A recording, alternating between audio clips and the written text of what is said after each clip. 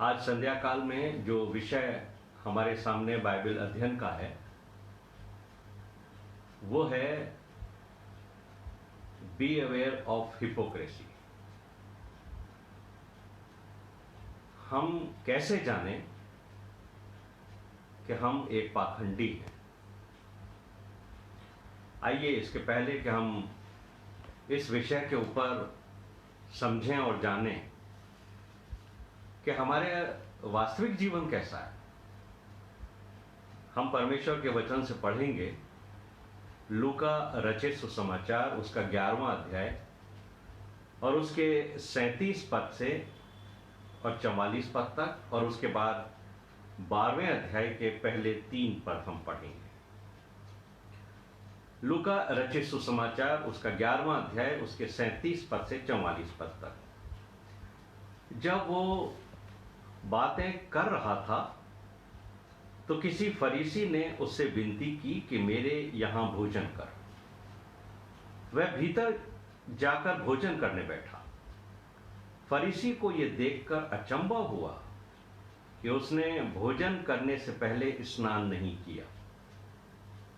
प्रभु ने उससे कहा, हे फरीसियों, तुम कटोरे और थाली को ऊपर ही ऊपर से मांजते हो, परंतु तुम्हारे भीतर अंधेर और दुष्टता भरी है। हे निर्बुद्धियों, जिसने बाहर का भाग बनाया, क्या उसने भीतर का भाग नहीं बनाया? परंतु हां, भीतर वाली वस्तुओं को दान कर दो तो देखो सब कुछ तुम्हारे लिए शुद्ध हो जाएगा। पर हे फरीसियों, तुम पर हाय, तुम पौदीने और सुदाब का और सब भांति के साग पात का 10वां अंश देते हो, परंतु न्याय को और परमेश्वर के प्रेम को टाल देते हो। चाहिए तो था कि इन्हें भी करते रहते और उन्हें भी ना छोड़ते। हे फरीसियों, तुम पर हाय, तुम आराधनालयों में मुख्य मुख्य आसन और बाजारों में नमस्कार चाहते हो। हाय तुम पर, क्योंकि तुम उन छिपी कब्रों के समान हो जिन पर लोग चलते हैं परंतु नहीं जानते। यहां पहला अध्याय पूर्ण होता है। उसके बाद हम पढ़ेंगे लूका का 12वां अध्याय उसके पहले 3 पद। इतने में जब हजारों की भीड़ लग गई, यहां तक कि वे एक दूसरे पर गिरे पड़ते थे, तो वह सबसे पहले अपने चेलों से कहने लगा, फरीसियों के कपट रूपी खमीर से चौकस रहना। कुछ ढका नहीं जो खोला न जाएगा, और न कुछ छिपा है जो जाना न जाएगा। इसलिए जो कुछ तुमने अंधेरे में कहा है वह उजाले में सुना जाएगा, और जो तुमने कोठरियों में कानों कान कहा है वह छत पर से प्रचार किया जाएगा। ये परमेश्वर का वचन है। इसके पढ़े और सुने जाने पर प्रभु हम सबको आशीष दे, आमीन। आइए इसके पहले कि हम इस वचन का अध्ययन करें, हम प्रार्थना करें। हमारे जीवित महान और अत्यंत दयालु स्वर्ग पिता, राजाओं के राजा, प्रभुओं के प्रभु, सर्वशक्तिमान हमारे परमेश्वर, यीशु मसीह का नाम लेकर इस संध्या काल को हम आपके चरणों में हैं, ताकि हम अपने जीवन की सच्चाई को जान सकें। हे मेरे परमेश्वर, हमने बहुत दूसरों की तरफ देखा है, दूसरों के चरित्र को और दूसरों के जीवन पे हमारी आंखें हमेशा लगी रहती हैं। लेकिन आज प्रभु हम अपने आप को देखना चाहते हैं, और आप हमारे आंखों को खोल दीजिए, हमारे हृदय को खोल दीजिए, हमारे कानों को खोल दीजिए, ताकि हम वचन से इन बातों को समझें और सीखें, ताकि हम ये जान सकें कि क्या हम एक कपटी के रूप में जीवन व्यतीत कर रहे हैं, क्या हमारे जीवन में पाखंड भरा हुआ है, सारा आदर और सारी महिमा हमारे प्रभु यीशु मसीह को मिले। इस प्रार्थना को हमारे उद्धारकर्ता प्रभु यीशु मसीह के नाम से मांगते सुनो, कबूल कर। आमीन। मैं कैसे जानूं कि मैं एक कपटी मसीही हूं, या मैं ये कैसे जानूं कि मैं एक हिपोक्रेट हूं जिसका जीवन जो है वो वास्तविकता से परे है। जैसा मैं दिखता हूं वैसा मैं सच में नहीं। और लूका के 12वें अध्याय के 2 और 3 पद में यीशु मसीह ने एक बड़ी गंभीर बात कही है जिस पर मुझे और आपको विचार करना चाहिए, क्योंकि यीशु मसीह की बातों पर विचार करने के द्वारा ही हम अनंत जीवन में प्रवेश करने के योग्य बनेंगे। और यहां पर प्रभु यीशु मसीह कहते हैं कि कुछ ढका नहीं जो खोला न जाएगा, और न कुछ छुपा है जो जाना न जाएगा। इसलिए जो कुछ तुमने अंधेरे में कहा है वह उजाले में सुना जाएगा, और जो कुछ तुमने कोठरियों में कानों कान कहा है वो छत पर से प्रचार किया जाएगा। मैं नहीं जानता हूं कि आप में से कितने लोग प्रभु यीशु मसीह की इस बात पर विश्वास करते हो कि ये सच्ची बात है, क्योंकि जब हम अकेले में अंधेरे में जो काम करते हैं हम ये जान के करते हैं कि इसे कोई नहीं देख रहा। लेकिन यीशु मसीह कहते हैं कि ये तो सबके सामने उजाले में आएगा। ये कैसे संभव होगा? हम तो घर के कोने में बैठकर अपने कमरे में कानाफूसी करते हैं, और यीशु मसीह कहते हैं कि जो तुमने कान में छुप के बात कही है, और हम साथ में ये भी कहते हैं कि किसी को कहना मत, वो बातें उस सबके सामने प्रचार की जाएंगी कि हमने कान में क्या कहा था। कभी आपने इस बात पे विचार किया? और पिछले दिनों मैंने इस पे विचार किया तो मुझे बड़ी घबराहट हो गई। मुझे लगने लगा कि मेरा जीवन जैसा दिखता है वैसा तो नहीं है, क्योंकि मैं ये तो जानता हूं कि यीशु मसीह ज्योति है, और यीशु मसीह ज्योति है तो उसकी ज्योति में, उसके ज्योति के प्रकाश में कोई भी ऐसी बात नहीं है जो छिप सके। मैं ये जान गया हूं कि मेरे जीवन के छोटी से छोटी बातें भी जो मैंने अकेले में की हैं वो उस ज्योति के अंदर सबके सामने खोली जाएंगी। और जब सबके सामने वो बातें खोली जाएंगी जो मैंने छुपकर की हैं, अकेले में की हैं या किसी मित्र के साथ की हैं, वो जब सबके सामने आएंगी तो मैं तो बेनकाब हो जाऊंगा। मेरे जीवन की सच्चाई लोगों को पता पड़ जाएगी। मगर अगर मैं इस बात को सच्चे मन से स्वीकार कर लूं कि मेरा जो अंदर का जीवन है वो लोगों के सामने प्रकट होगा, तब फिर मैं ऐसा कोई काम नहीं करूंगा जिससे मेरे जीवन में पाप पैदा हो, जिससे मेरे जीवन के अंदर का घमंड लोगों को दिखाई दे, या वो धार्मिकता जो मैं लोगों को दिखाने के लिए करता हूं। अगर मुझे इस बात का यकीन हो गया है तो फिर मैं इन सब कामों को करना छोड़ दूंगा, तो मेरा अंदर का जीवन और मेरा बाहर का जीवन एक सा हो जाएगा। और यही बात यीशु मसीह उन फरीसियों से कहते हैं कि तुम अपने आप को बाहर से तो साफ करते हो, बाहर से तो तुम अच्छे अच्छे कपड़े पहनते हो, अच्छा दिखावे का जीवन जीते हो, और तुम्हारी धार्मिकता भी अच्छी है बाहर से, लेकिन तुम्हारे अंदर क्या है? तुम्हारे अंदर तो मैल भरा हुआ है, तुम्हारे विचार कितने गंदे हैं। और जब यीशु मसीह इस बात को कहते हैं तो ये बातें सिर्फ फरीसियों पे लागू नहीं होती हैं, ये मसीहों पे भी लागू होती हैं, जो अपने आप को बाहर से तो बहुत अच्छा रखते हैं, लेकिन उनका अंदर का जीवन उस वचन के बिल्कुल विपरीत होता है जिस वचन के ऊपर वो चलने का दावा करते हैं।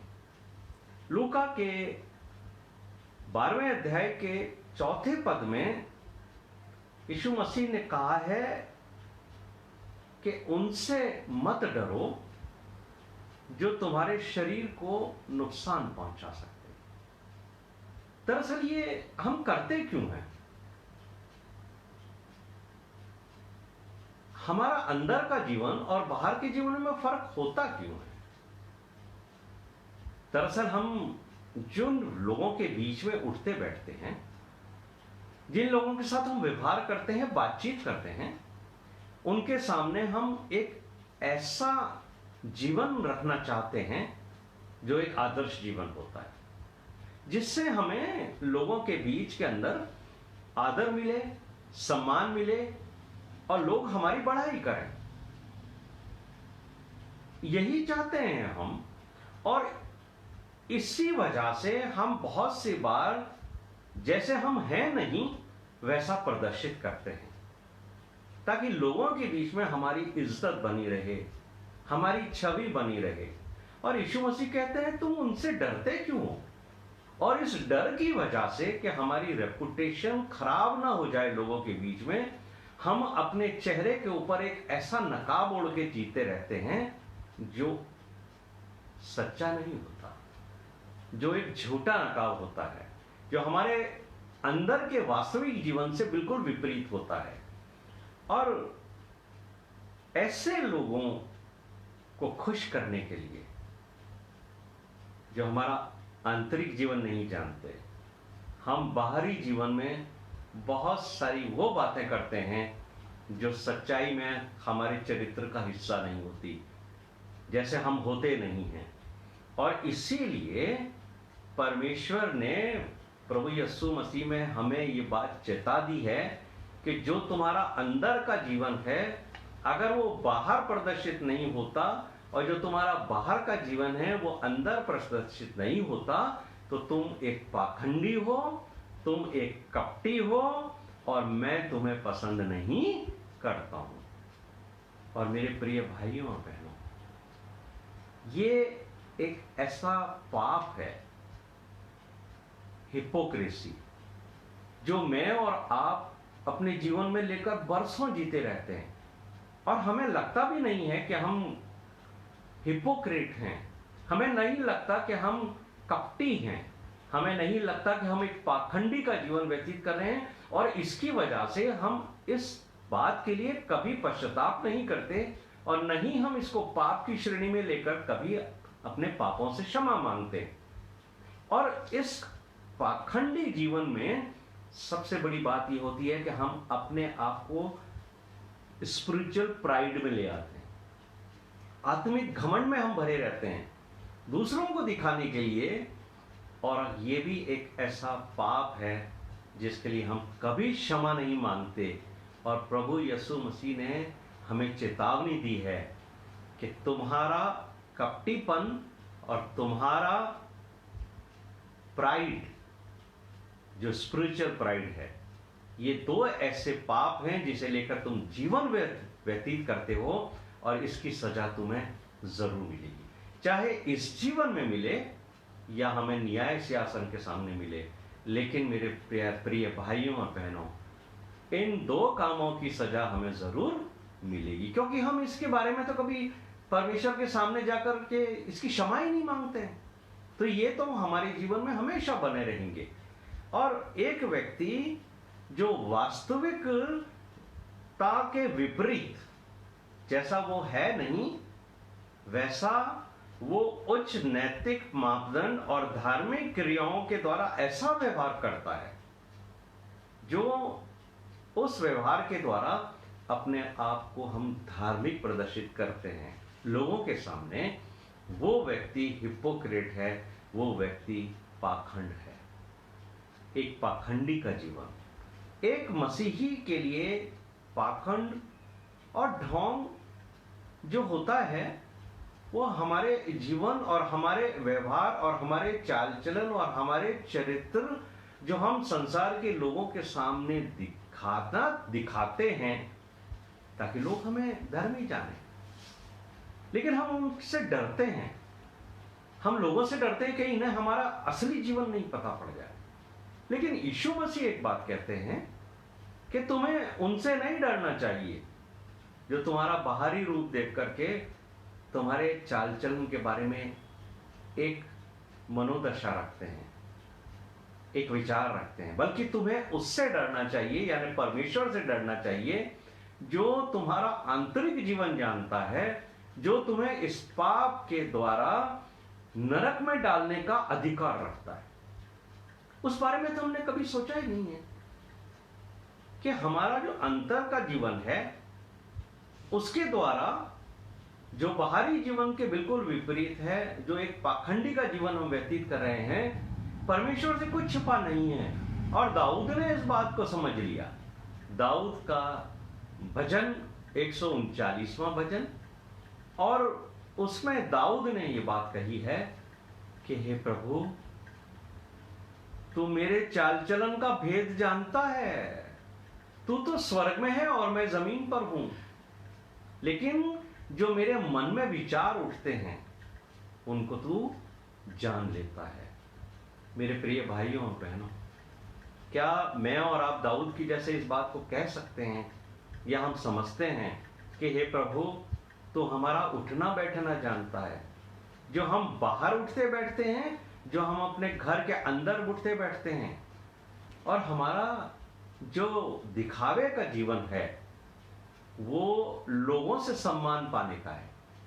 बल्कि मैं ये बात आपको और बताना चाहता हूं कि हम लोग जो प्रचार करने वाले लोग हैं ना, इनका जीवन भी बहुत घमंड में भरा हुआ होता है। हमारा जीवन भी हिपोक्रेट का जीवन होता है।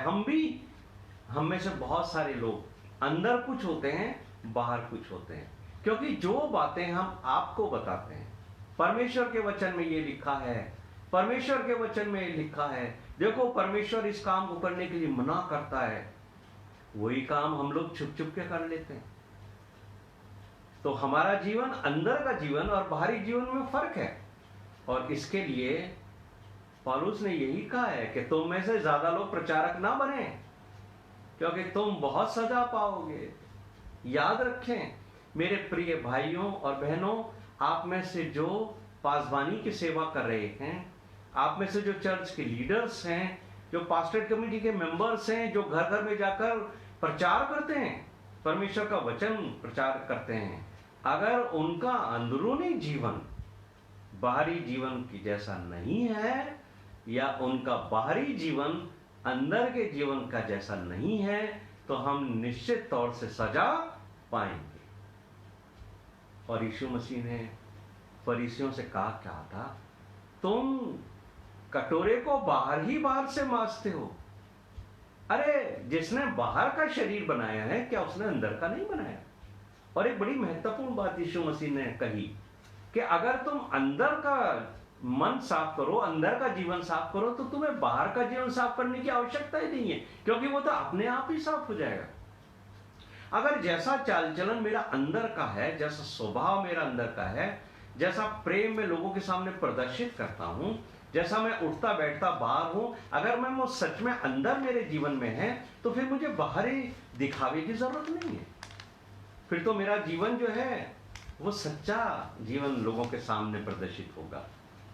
और इसीलिए यीशु मसीह ने मत्ती के 7वें अध्याय के 23वें पद में एक बात कही है कि जिस दिन न्याय सिंहासन के सामने मैं बैठूंगा, उस दिन बहुत सारे प्रचारक, बड़े पासवान, बड़े बड़े वो लीडर जो बड़े बड़े स्टेज पे खड़े होकर लोगों को प्रचार करते हैं, लंबी लंबी सभाओं में बोलते हैं, और बहुत सारे उसके अंदर चंगाई सभा वाले भी होते हैं। जब वो मेरे सामने आकर कहेंगे कि हे प्रभु, हमने तेरे नाम से ये काम किए हैं, मैं तो उनको खुलकर कह दूंगा, मैं तुम्हें नहीं जानता हूं। अरे हम तो वो लोग हैं जिन्होंने प्रभु तेरे नाम से बहुत सारा काम किया है। तब प्रभु हमसे क्या कहेगा? अरे मेरे नाम में इतनी शक्ति है कि अगर मुझे ना जानने वाला भी मेरे नाम का उपयोग लेकर कोई बात कहता है तो वो काम हो जाएगा, क्योंकि जिसके लिए कहा गया है उसका विश्वास है मेरे ऊपर, इसलिए वो उसके लिए काम होगा। लेकिन तुम्हारी वजह से नहीं होगा। तुम ये मत सोचना कि तुम दुआ कर रहे हो इसलिए वो व्यक्ति चंगा हो रहा है। तुम किसी को परमेश्वर का वचन सुना रहे हो तो उसका जीवन बदल रहा है। तुम्हारा तो खुद का जीवन मेरे वचन के विपरीत है। इसलिए यीशु मसीह हमसे कहेंगे, मैं तुम्हें नहीं जानता हूं, क्योंकि तुम्हारा अंदर का जीवन और बाहर का जीवन बिल्कुल विपरीत है। अंदर से तो तुम सड़े हुए मुर्दे की जैसे हो, जैसे कब्रें होती हैं। बाहर से तो तुम अच्छे दिखते हो, क्योंकि तुम प्रचार करते हो, क्योंकि तुम परमेश्वर का वचन सुनाते हो, और उसको सुनकर लोग तुम्हारे को धार्मिक समझते हैं। लेकिन मैं जानता हूं कि तुम जो प्रचार करने वाले लोग हो, तुम्हारा अंदर का वास्तविक जीवन कैसा है। हे मेरे प्रिय भाइयों और बहनों, इसीलिए लूका के 12वें अध्याय के चौथे पद में प्रभु यीशु मसीह ने कहा था कि उनसे मत डरो जो तुम्हें बाहर से देखते हैं, तुम्हारे बाहर का जीवन देखकर तुम्हारी वाहवाही करते हैं, और ये कितनी अच्छी दुआ करते हैं, ये ब्रदर तो कितना अच्छा प्रचार करते हैं। लेकिन मैं तुम्हारे अंदर का जीवन जानता हूं कि तुम किसको प्रभावित करने के लिए ये दुआएं कर रहे हो, तुम्हारे मन के अंदर क्या हुआ है। क्योंकि तुम्हारा जो बाहरी जीवन है वो दिखावे पर आधारित है, ढोंग पर आधारित है, और तुम कपटी हो। हम दुनिया को दिखाने के लिए बहुत अच्छी अच्छी बातें करते हैं, क्योंकि हम नहीं चाहते कि हमारी छवि, हमारी रेपुटेशन लोगों के सामने बिगड़ जाए।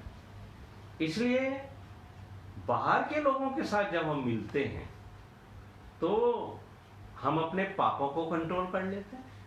हम पूरी कोशिश करते हैं कि हमारा अंदर का चरित्र लोगों के सामने ना आए। जब हम बात करते हैं अपने मुंह को बहुत कंट्रोल रखते हैं, अपनी जुबान को बड़ी कंट्रोल में रखते हैं। हम अपने शब्दों को भी बड़े ध्यान से बोलते हैं, कहीं कोई ऐसा शब्द हमारे मुंह से ना निकल जाए जिससे सामने वाले को पता पड़ जाए कि मेरा वास्तविक जीवन क्या है। इसलिए हम बहुत ध्यान रखते हैं अपनी छवि का। लेकिन जब हम घर में आते हैं तब हमारा जीवन बिल्कुल फर्क हो जाता है। जब हम चर्च के दरवाजे पे पास्टर को मिलते हैं, लोगों से बात करते हैं, कितना अच्छा वचन आज प्रभु के दास ने दिया, अरे हम लोगों को इस वचन के द्वारा परमेश्वर के नजदीक आना चाहिए, बहुत अच्छी अच्छी बातें करते हैं। लेकिन यशाया हमारे बारे में क्या कहते हैं? यशाया का 29वां अध्याय और उसके 13वें पद में परमेश्वर का दास यशाया कहता है, प्रभु ने कहा, ये लोग मुझसे तो मेरा आदर करते हैं, मेरे समीप आते हैं, परंतु अपना मन मुझसे दूर रखते हैं, और जो केवल मनुष्य की आज्ञा है उसे सुन सुनकर मेरा भय मानते हैं। हम में से बहुत सारे लोग हैं जो वचन को ही नहीं पढ़ते। हमें तो जो हमारे प्रचारक, जो हमारे पास्टर या जो हमारे अगुवे कह देते हैं, हम उसको ही परमेश्वर का वचन समझ लेते हैं, वही हमारे लिए आज्ञाएं होती हैं, और उन आज्ञाओं पे चलकर हम उनको खुश करने की कोशिश करते हैं कि देखिए आपने हमें कहा था सुबह और शाम प्रार्थना करनी चाहिए, हम रोज सुबह शाम प्रार्थना कर रहे हैं। देखो आपने कहा था दान करना चाहिए, हम खूब दान कर रहे हैं। देखो आपने कहा था उपवास करने चाहिए, हम खूब उपवास कर रहे हैं, और हम गरीबों का भी भला कर रहे हैं। और आजकल तो ये चर्चा है, जब इस लॉकडाउन में बहुत सारे लोग, प्रवासी लोग जिन्हें हम प्रवासी मजदूर कह रहे हैं, वो सड़कों में चले जा रहे हैं, तो लोग आपके पास आते हैं, लोग चर्चा करते हैं, देखो हमें उनके लिए सोचना चाहिए, हमें उनके भोजन की व्यवस्था करनी चाहिए। और हम भी ऐसी बातों में बड़ा रुचि लेते हैं, हाँ हाँ करना चाहिए हमें, अरे हम तो मसीह लोग हैं, हम तो क्रिश्चियन लोग हैं, हमारे को तो प्रभु यीशु मसीह ने कहा है कि भूखे को रोटी खिलाओ, और बड़ी बड़ी बातें करते हैं। लेकिन जब लोग हमारे घर में दान इकट्ठा करने आते हैं, तब हमारा व्यवहार कुछ फर्क हो जाता है। तब हम उस उत्साह के साथ उनका सहयोग नहीं कर रहे हैं जैसा हमें करना चाहिए। हमेशा बहुत सारे लोग तो उनके लिए प्रार्थना भी नहीं कर रहे हैं, बल्कि बहुत सारे लोग तो नई नई डिशेस बना रहे हैं और फेसबुक पर और व्हाट्सएप पर उन डिशेस को प्रदर्शित कर रहे हैं। देखो आज हमने क्या मिठाई बनाई, देखो आज हमने क्या बनाया। हम तो उन लोगों को भूल ही गए हैं जो भूखे हैं, जिनके बारे में हमने बैठ के चर्चाएं की हैं। क्या ये जीवन, हमारा अंदर का जीवन और बाहर का जीवन में फर्क नहीं है? जब हम चर्चा कर रहे थे कि ऐसे लोगों के लिए हमें भोजन इकट्ठा करना है, तभी परमेश्वर की आत्मा वहां थी। और जब हम अपना अंदर घर में बैठ के उन भोजन को, जो लजीज भोजन है, उन्हें कर रहे हैं, तो भी परमेश्वर की आत्मा हमारे साथ है। लेकिन अगर आपने इन भाइयों और बहनों के लिए अपनी सामर्थ्य के अनुसार दान दिया है, अपने मन को खोला है आपने, यीशु मसीह ने कहा है कि अगर तुमने इन छोटे से छोटों को मेरे नाम से एक गिलास पानी भी पिलाया है, तो तुम इसका प्रतिफल जरूर पाओगे। मैं आपको उत्साहित करने के लिए कहता हूं मेरे प्यारे भाइयों और बहनों, कि आपने जो कुछ भी किया है, अगर खुश होकर किया है, उसका रिवार्ड आपको जरूर मिलेगा। लेकिन हमारा जो अंदरूनी जीवन है वो बाहरी जीवन से बहुत फर्क है, और इसी को हिपोक्रेसी कहते हैं, इसी को पाखंड कहते हैं। जब हम वचन पढ़ते हैं तो हमें कई बार ऐसे पद मिलते हैं जिनको पढ़ने के बाद हमारी रूह कांप जाती है। पहला शमूएल 16वां अध्याय उसके 7वें पद में लिखा है, मनुष्य तो बाहरी रूप देखता है, लेकिन परमेश्वर हमारे मनों को जांचता है। हम जिन लोगों के बीच में एक अच्छी छवि रखना चाहते हैं, हम जिन लोगों के सामने एक अच्छा मसीही जीवन प्रदर्शित करना चाहते हैं, हम जिन लोगों के सामने ऐसा व्यवहार करना चाहते हैं जिससे लोग हमें अच्छा व्यक्ति समझें, लेकिन परमेश्वर हमारे हृदय को जानता है कि हम कैसा जीवन व्यतीत करते हैं। और एक और सच्चाई है जो हमारे जीवन की है, परमेश्वर के अलावा, बाहरी मनुष्यों के अलावा, हमारे जो घर में छोटे बच्चे हैं वो भी हमारा असली चरित्र और असली जीवन जानते हैं। क्योंकि जब हम उनके साथ बाहर होते हैं, लोगों के साथ मीठा मीठा बोलते हैं, लोगों से गले मिलते हैं, खुश होते हैं और कहते हैं, अरे भाई हम तो बहुत दिनों से तुझसे मिलना चाह रहे थे, तू कहाँ था, तेरी तो बड़ी याद आती थी। हमारे बच्चे देख रहे हैं पापा को कितना प्यार है अपने इस मित्र से, अपने इस भाई से। लेकिन जब मैं घर आता हूं और घर में बैठ के मैं उसी मित्र की बुराई करता हूं, अरे बोले कहाँ ये आदमी मिल गया आज, कैसा आदमी है, इसका जीवन तो एकदम खराब है। हमारे बच्चे वो भी देख रहे हैं, वो सीख रहे हैं हमारे जीवन से कि एक मसीही का जीवन ऐसा होना चाहिए। बाहर हम कुछ और हों और अंदर हम कुछ और हों।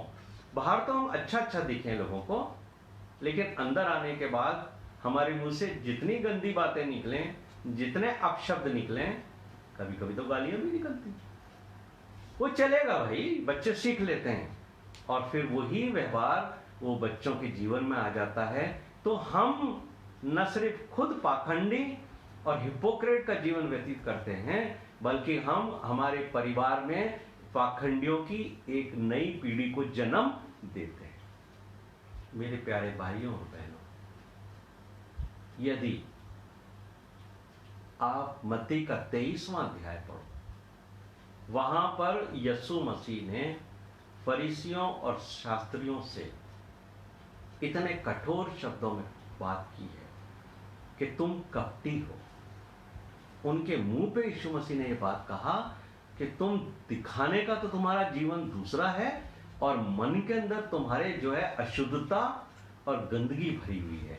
और अगर आप इस अध्याय को पढ़ोगे तो 7 बार यीशु मसीह ने कपटी शब्द का इस्तेमाल किया है, जो अपने आप में एक गंभीरता को प्रकट करता है और मेरे और आपके जीवन को भी इस बात का प्रदर्शन करता है कि मैं और आप भी ये जान लें कि यीशु मसीह के सामने अगर हमने दोहरा चरित्र रखा, दोहरा चेहरा रखा, दिखाने का कुछ और असली कुछ, तो प्रभु यीशु मसीह के नजर में मैं और आप भी कपटी हैं।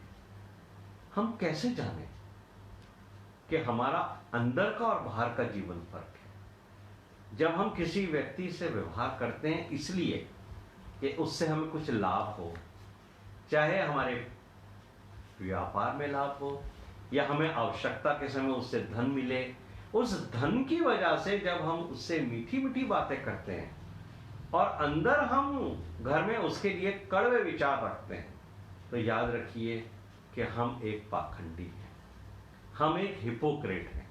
जब आपकी बातें, आपकी सलाहों से हम दूसरों पे दया दिखाते हैं, हम लोगों के सामने लोगों को उत्साहित करते हैं कि हमें दूसरों पे दया करनी चाहिए, लेकिन जब कोई गरीब हमारे घर में आता है या दरवाजे पे आके खड़ा होता है, तब हम उसके साथ कैसा व्यवहार करते हैं? जो हमारे मन में छिपा होता है वो हम उसके साथ व्यवहार करते हैं और कभी कभी तो हम उसे अपने घर से भगा देते हैं, बोले चलो आगे जाओ, यहाँ क्या काम है तुम्हारा।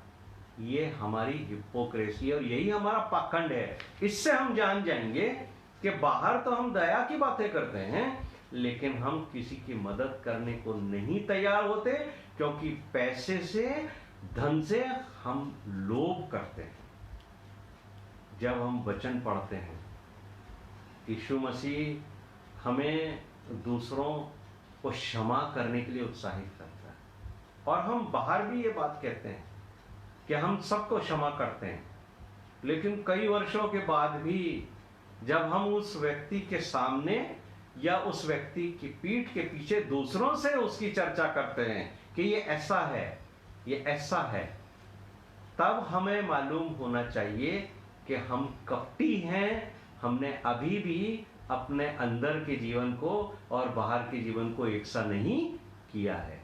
जब हम गॉसिप्स करते हैं घर में बैठकर, और या कभी कभी बाहर दोस्तों के साथ, कभी चर्च के कंपाउंड के एक कोने में 4 कुर्सियां लगाकर हम किसी व्यक्ति को पकड़ लेते हैं, उसकी छवि को तार तार करते हैं, उसके परिवार में उसके बेटे और बेटी को लेकर के हम बड़ी बातें बनाते हैं, और उससे क्या होता है, हमारे दिल को ये तसल्ली होती है, अरे बोले बुरे तो हम भी हैं पर इतने बुरे नहीं है जितना ये है, इसलिए हम तो तड़का लगाते हैं। जो बात उसके बच्चों के जीवन में नहीं भी होती है, उसमें भी हम कुछ नमक मिर्च लगा करके उन 4 भाइयों के सामने रख देते हैं ताकि ये बात फैल जाए, और साथ ही कह भी देते हैं अरे भैया किसी से बोलना मत, ये तो मैं सिर्फ आपको बता रहा हूं। गॉसिप्स जो है वो एक इतना बड़ा पाखंड है जो हम लगातार करते आ रहे हैं। झूठी बातें फैलाने वाला कभी भी परमेश्वर के राज्य में प्रवेश नहीं करेगा। ये बात आपको प्रकाशित वाक्य के आखिरी अध्याय में पढ़ने को मिलेगी। उसमें लिखा है कौन कौन लोग स्वर्ग के राज्य में प्रवेश नहीं करेंगे। उसमें एक वो व्यक्ति भी है जो झूठ को चाहता है और झूठ को गढ़ता है और जो झूठ को फैलाता है। यही बात ये प्रदर्शित करती है कि मैं एक हिपोक्रेट हूं, मैं एक घमंडी हूं, मैं एक पाखंडी हूं। जब हम दूसरों के सामने तो बड़ी बातें करते हैं, अरे भाई सिंपल लिविंग होनी चाहिए। देखो हम जो मसीही लोग हैं ना, हम तो परदेशी हैं, हमारा इस संसार से क्या लेना देना, हम तो थोड़े समय के लिए हैं। बाइबल कहती है 70 वर्ष का तुम्हारा जीवन है, ज्यादा हो तो 80 वर्ष का। तो सिंपलिसिटी और उच्च विचार रखते हैं, लेकिन घर में आने के बाद सारी तरह की जो लग्जरीज हैं वो बटोरना चाहते हैं हम। हमारे को संसार की सब सुख विलास की वस्तुएं हमारे लिए चाहिए। इसका मतलब है हमारा अंदर का जीवन और बाहर का जीवन फर्क है। अगर हमें लग्जरियस चीजों की आवश्यकता है, प्रभु हमें देना चाहता है, उसने हमें धन दिया है, प्रभु की कृपा और दया से हमें ये मिली है, पर हम बाहर ऐसी बातें क्यों बोलते हैं? उच्च विचार, ताकि लोग हमें आदर दें।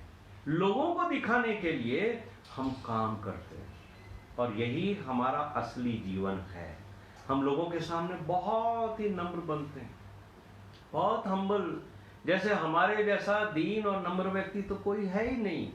हम दूसरों के सामने हम्बल बन के ऐसे नम्र नम्र बातें करते हैं, पर जब हम घमंड से भरकर अपने नौकरों से बात करते हैं, जो मेड्स होती है घर में, या घर के सामने कोई ठेले वाला आता है या कोई पड़ोसी का व्यक्ति है, जब हम उसके साथ घमंड से बात करते हैं, तब हमारा अंदर का जीवन प्रदर्शित होता है, और वही जीवन हमें पाखंडी बनाता है। मेरे प्रिय भाइयों और बहनों, बाहर के लोगों के सामने हम अपने पेरेंट्स को भी बहुत इज्जत देते हैं, अपने माता पिता का ऐसा आदर करते हैं जैसे लोगों को लगने लगता है कि ये तो 10 हुक्म पे चलने वाले लोग हैं, और ये तो बाइबल के वचनों पे चलते हैं।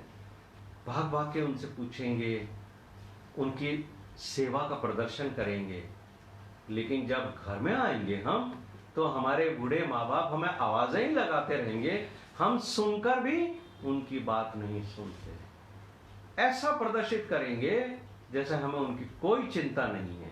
बाहर तो लोगों के सामने हमारा बहुत अच्छा व्यवहार है, अपने पिता की, अपनी माता की बड़ी सेवा दिखाते हैं, लेकिन जब हम घर में होते हैं तब हमारा व्यवहार क्यों फर्क होता है? क्योंकि हम पाखंडी।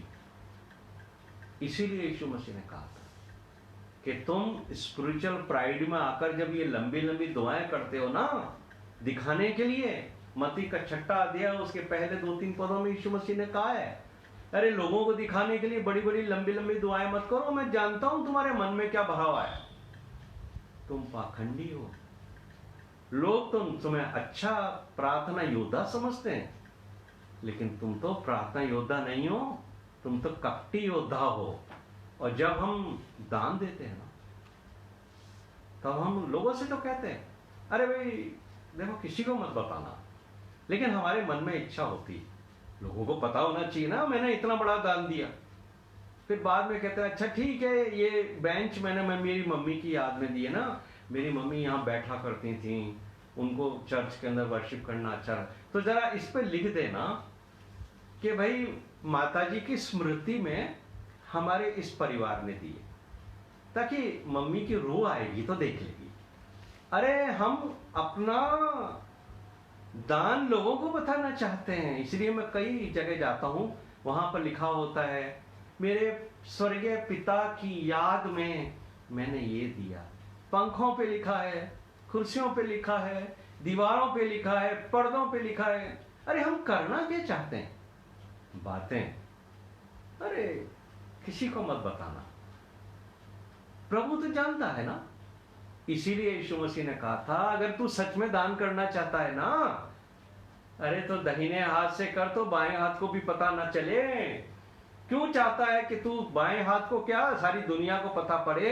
क्योंकि तू पाखंडी है, तू एक हिपोक्रेट है। और यही बात उपवास के लिए भी कही थी यीशु मसीह ने। हमारे को यीशु मसीह ने कहा है, अरे तुम उपवास करते हो तो तुम्हारा उपवास और मेरा, ये मेरे और तुम्हारे बीच का संबंध है ना। तुम प्रार्थना मुझसे करते हो, अलग जाओ कोठरी में करो। ये लोगों को दिखाने के लिए तुमने आधा घंटा प्रार्थना की, वो घर में तुम कितनी देर मुझसे प्रार्थना करते हो? और ये जो उपवास की बात करते हो तुम, अपना चेहरा बना के, ताकि लोगों में तुम्हारी इज्जत बढ़े कि ये तो बड़े उपवासी हैं, 40 दिन से उपवास कर रहे हैं। और यही तो बात यीशु मसीह ने मना की है कि जब तू उपवास करे किसी को मत बताना।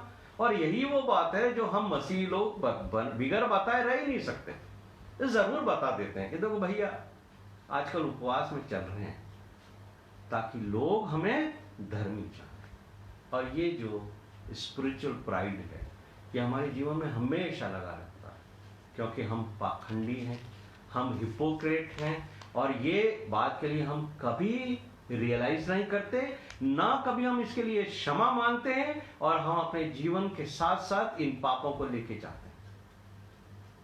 मैं आपको 2 घटनाएं बताता हूं, जिससे आपको मालूम होगा कि परमेश्वर की नजर हर मनुष्य के मन के ऊपर है कि उसके मन में क्या है। एक बार क्या हुआ, एक घटना कि एक औरत को लोगों ने व्यभिचार में पकड़ लिया और उसको लाकर यीशु मसीह के सामने खड़ा कर दिया। ये घटना आपको यूहन्ना के 8वें अध्याय के 1 से 11 पद में मिलेगी, और वहां आकर उसके ऊपर दोष लगाते हैं कि ये महिला जो है वो व्यभिचार में पकड़ी गई है। अब तू इसके बारे में क्या कहता है? ढेर सारे फरीसी, शास्त्री, बड़े लोग इकट्ठा हो गए, और ये भी बता दिया यीशु मसीह को उन्होंने कि देख, मूसा ने कहा था ऐसी औरतों को पत्थर से मार देना चाहिए। यीशु मसीह बैठ गए, लिखने लगे, और अलग अलग विचार हैं इस बारे में कि यीशु मसीह क्या लिख रहे थे। बाइबल में कुछ नहीं लिखा है, लेकिन हाँ, बाइबल में यह जरूर लिखा है कि मत्ती के 7वें अध्याय के पहले पद में यीशु मसीह ने कहा था कि तुम दोष मत लगाओ कि तुम पर भी दोष न लगाया जाए। ये बात यीशु मसीह ने कही थी कि देखो, दोष लगाने से पहले ध्यान रखना, कहीं ऐसा ना हो कि तुम पर भी दोष लगाया जाए। और रोमियो में पौलुस ने भी ये बात कही है। रोमियो का 2रा अध्याय निकालिए, उसके अंदर पौलुस ने भी एक बात कही है, पहले पद में और 2रे पद में, कि हे दोष लगाने वाले, तू कोई क्यों ना हो, तू कोई क्यों ना हो, तू अपने आप को कितना भी धर्मी समझता हो, तू कितना भी प्रचार करता हो, कितनी भी दुआएं करता हो, कितना भी उपवास रखता हो, लेकिन याद रख, तू कोई क्यों ना हो, तू निरुत्तर है, क्योंकि जिस बात में तू दूसरे पर दोष लगाता है, उसी बात में अपने आप को भी दोषी पाएगा, दोषी ठहराता है, इसलिए कि तू जो दोष लगाता है स्वयं ही वह काम करता है। हम जानते हैं कि ऐसे ऐसे काम करने वालों पर परमेश्वर की ओर से ठीक ठीक दंड की आज्ञा होती है। हे दोष लगाने वाले, तू भी वही काम करता है। और इस घटना को देखिए, ये लोग इस औरत को पकड़ के तो ले आए, यीशु मसीह से न्याय करवाना चाह रहे। क्या कहा था यीशु मसीह ने, मालूम है आपको? ये कहा था कि जो निष्पाप हो, जिसने कोई पाप नहीं किया हो, वो उस पर पहला पत्थर मारे। साथ ही यीशु मसीह ने उनको याद दिलाया है कि देखो, मैंने तुम्हें क्या क्या आज्ञाएं दी थी। जो व्यक्ति किसी महिला की तरफ गंदी नजर से देखता है, वो व्यक्ति उसके साथ व्यभिचार कर चुका। यानी यीशु मसीह ने उनसे कहा था, तुम्हें तो ये कहा गया है कि व्यभिचार मत करना, लेकिन मैं तो तुम्हें ये कहता हूं कि अगर तुमने, किसी पुरुष ने किसी महिला की तरफ या किसी महिला ने किसी पुरुष की तरफ इस भावना से देखा, तो याद रखो कि तुम उसके साथ व्यभिचार कर चुके। यानी जब ये बात वहां हुई है कि यीशु मसीह ने कहा पहला पत्थर वो मारे जिसने कोई पाप नहीं किया हो, तो लोगों को अपने अपने इस व्यभिचार के पाप को स्मरण कर दिया। वहां जितने लोग थे ना, वो एक एक करके वहां से गायब हो गए। और मजेदार बात वहां ये जो लिखी है, वहां ये लिखा है कि सबसे पहले वहां से बड़े लोग भागे, बड़े से छोटे।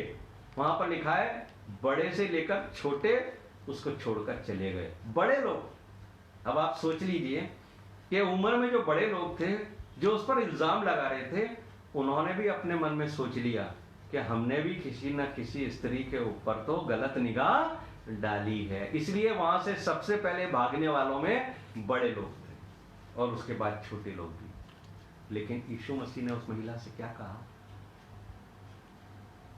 दोबारा पाप मत करना, मैं तुझे न्याय नहीं करता तुझे, पर तुझे मौका देता हूं कि तू दोबारा पाप मत करना। और एक और उदाहरण मुझे ध्यान आया कि कैसे हम जाने कि हमारा अंदर का जीवन और बाहरी जीवन कैसा है।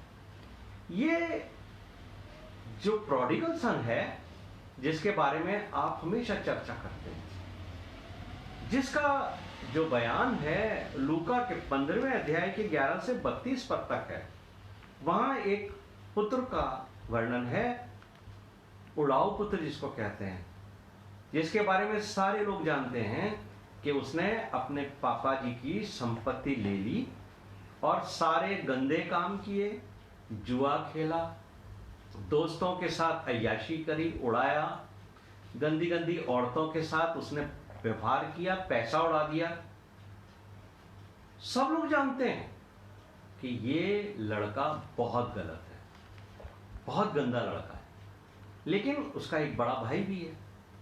सब लोग उसके बारे में जानते हैं, वो घर छोड़ के नहीं गया, उसने पापा की बहुत सेवा की, वो घर में रह करके सारे काम करता है, घर का संचालन अच्छा करता है, खेत में जाके काम करता है, बहुत अच्छा है दुनिया की नजर में, और लोग उसको अप्रिशिएट करते हैं। छोटे वाले बेटे को लोग अप्रिशिएट नहीं करते हैं, लेकिन परमेश्वर की नजर देखिए आप, कि जब छोटे वाले बेटे ने, जिसको हम उड़ाऊ पुत्र कहते हैं, प्रोडिगल सन कहते हैं, जब उसने ये रियलाइज किया कि मैंने गलती की है, तो उसने क्षमा मांगी और वो पिता के पास आया, पिता ने उसको क्षमा कर दिया। क्षमा करने का क्या कारण था मालूम है आपको? उसका अंदर का जीवन और बाहर का जीवन एक सा था। वो जैसा बाहर दिख रहा था वैसा ही वो अंदर था, जैसा उसके अंदर पाप भरा हुआ था वो उसके बाहरी चरित्र से दिखाई देता था।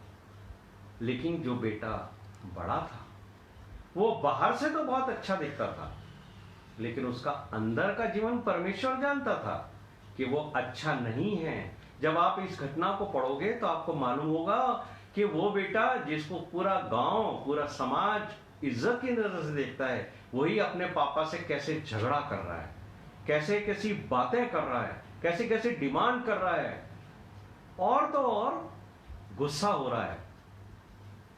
लेकिन परमेश्वर ने उसको एक्सपोज किया है मेरे और आपके सामने। और एक बड़ी बात जो इस पूरे दृष्टांत के अंदर मुझे समझ में आई वो ये है कि जब ये घटना शुरू हुई तो बड़ा बेटा घर के अंदर था और छोटा बेटा अपना सब कुछ लेकर घर से बाहर चला गया था। लेकिन जब ये घटना पूरी हुई है तो जो छोटा बेटा घर से बाहर चला गया।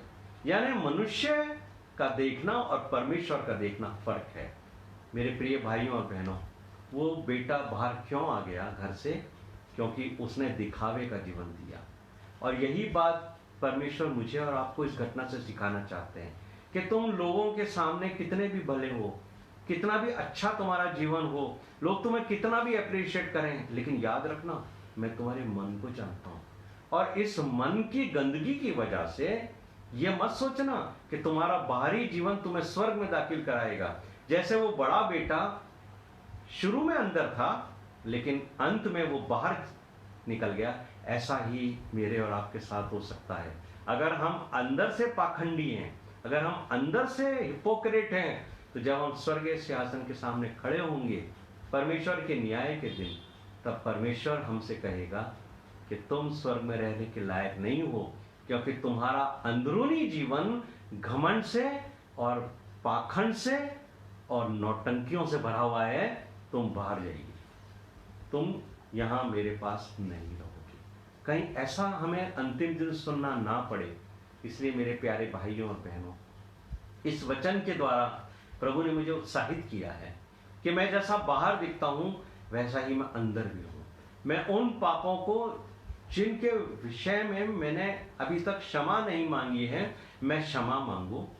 मैं अपने पापों से दूर हूं, उसके बाद ही मैं उस पापों की चर्चा लोगों के सामने करूं, ताकि लोग अपने सांसारिक और आत्मिक जीवन को वचन के अनुसार सिद्ध करें। आज मुझे और आपको सोचना है, क्या मैंने अपने चेहरे पर एक नकाब लगा रखी है जिसको देखकर लोग मेरे असली जीवन को नहीं जानते? क्योंकि नकली चेहरा सामने आता है और असली चेहरा छिपा रहता है। असली चेहरा परमेश्वर के सामने खुला रहता है और नकली चेहरा इंसान के सामने खुला रहता है। कहीं ऐसा ना हो कि मैं और आप भी अपने जीवन के अंत के दिन परमेश्वर के सामने कपटी, पाखंडी और हिपोक्रेट ठहरे। प्रभु इस वचन को समझने के लिए मुझे और आपको आशीष दे। आने वाले रविवार को मैं 2 घटनाएं आपके सामने और रखूंगा, एक पुराने नियम से और एक नए नियम से, जो हिपोक्रेसी के ऊपर आधारित हैं, जो मन के गंदे पाखंड पर आधारित हैं, जिसमें इसी संसार में रहते हुए दोनों को परमेश्वर ने दंड दिया।